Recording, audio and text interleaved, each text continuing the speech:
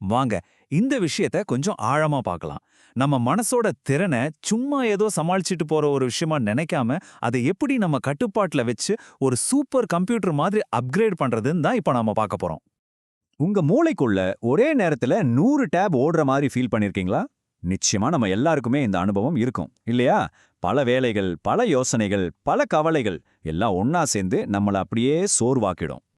இது சும்மா நாம ஃபீல் பண்ற சோர்வு மட்டும் இல்ல, இதுக்கு ஒரு பேரு கூட வச்சிருக்காங்க, மனித ஆற்றல் நெருக்கடின்னு. அதாவது இந்த வேகமான உலகத்துல வர்ற தகவல்களும் வேலைகளும் நம்ம கவனத்தை சிதறடிக்குது. நீங்க உணர்றதுக்கு ஒரு சயின்டிஃபிக் பேக்ரவுண்ட் இருக்குன்னு சொல்றாங்க. இங்க தான் நாம ஒரு முக்கியமான விஷயத்த புரிஞ்சுக்கணும். இது உங்க தப்பு கிடையாது, உங்க மன உறுதி கம்மியா இருக்குன்னு அர்த்தம் இல்ல. இது ஒரு சிஸ்டம் ப்ராப்ளம். இந்த சுமையை சமாளிக்க நம்ம கிட்ட சரியான சிஸ்டம்ஸ் இல்ல, அவ்வளவுதான். இதை நம்ம புரிஞ்சுக்கிட்டாலே நம்மள நாமளே குறை சொல்றதை விட்டுட்டு இதுக்கு ஒரு தீர்வு தேட ஆரம்பிச்சிடலாம். அதனால தான் இந்த பகுப்பாய்வுல நம்ம என்ன பண்ண போறோம்னா, நம்ம மனச ஒரு கம்ப்யூட்டர் ஓஎஸ் மாதிரி பார்க்க போறோம்.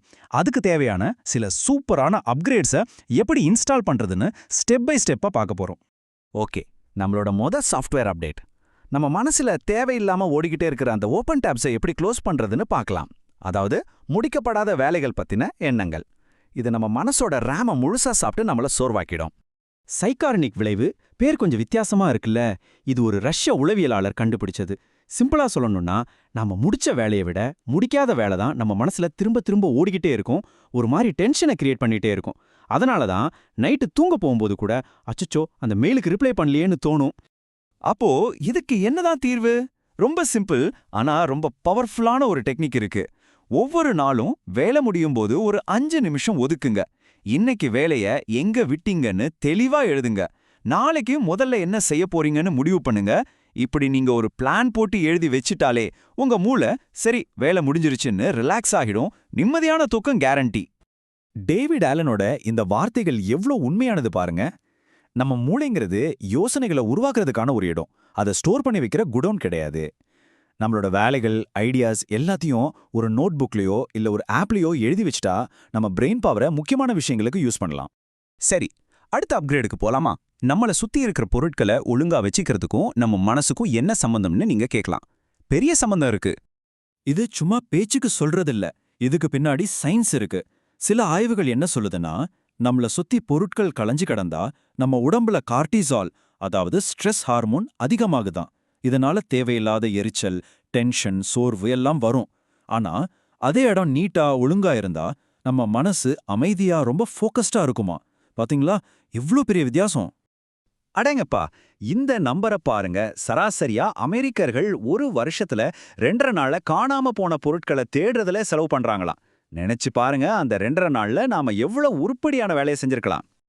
ஓகே, இப்போ டெக்னிக்கல் விஷயங்களை விட்டுட்டு நம்ம மென்டல் ஓஎஸோட எமோஷனல் சைடுக்கு வருவோம்.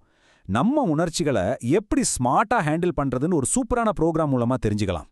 கூகுள்ல ஆரம்பிச்ச சர்ச் இன்சைட் யுவர் செல்ஃப் அப்படிங்கிற இந்த ப்ரோக்ராமோட ரிசல்ட்ஸ் எல்லாம் ரொம்பவே இம்ப்ரெசிவா இருக்கு.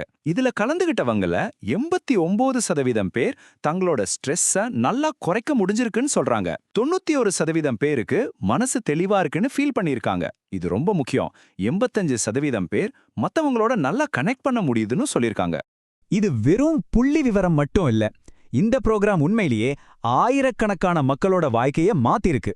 இதுல மைண்ட்ஃபுல்னஸ் பயிற்சிகளையும் லேட்டஸ்ட் நியூரோ சயின்ஸையும் ஒன்னா சேர்த்து நம்மளோட எமோஷனல் ஸ்கில்ஸை எப்படி அடுத்த லெவலுக்கு கொண்டு போறதுன்னு சொல்லிக் கொடுக்கறாங்க. சரி, நாம இப்போ கடைசி பகுதிக்கு வந்துட்டோம். இது ரொம்ப முக்கியமான பகுதி. நம்ம மன ஆற்றலை எப்படி நீண்ட காலத்துக்கு ஸ்டெடியா வச்சுக்கிறதுன்னு சில அட்வான்ஸ்டு டூல்ஸ் பத்தி பார்க்க போறோம். தலைவர்களா இருக்கிறவங்களுக்கு இது ஒரு கோல்டன் ரூல். எல்லா வேலையும் நானே தான் செய்வேன்னு நாம நினைச்சா நம்ம எனர்ஜி சீக்கிரமே காலியாயிடும். இந்த 7 நிலைகள் எந்த வேலையை யாருக்கு எப்படி பிரிச்சு கொடுக்கலான்னு ஒரு கிளியர் ஐடியா கொடுக்குது.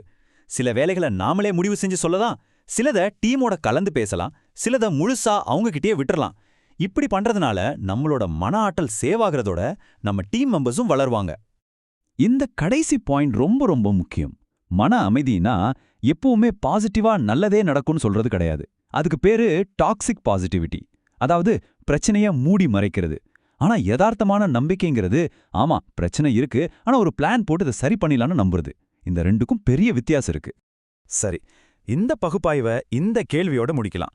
உங்க வேலையில, உங்க வாழ்க்கையில உங்க மன ஆற்றல் தான் உங்களுடைய மிகப்பெரிய சொத்து. அது ஒரு பேட்டரி மாதிரி, அதை சரியா பயன்படுத்தணும். இன்னைக்கு நாம பார்த்த அந்த பல அப்கிரேடுகள்ல நீங்க முதல்ல இன்ஸ்டால் பண்ண போற அந்த ஒரு அப்கிரேட் என்ன? யோசிச்சு பாருங்க.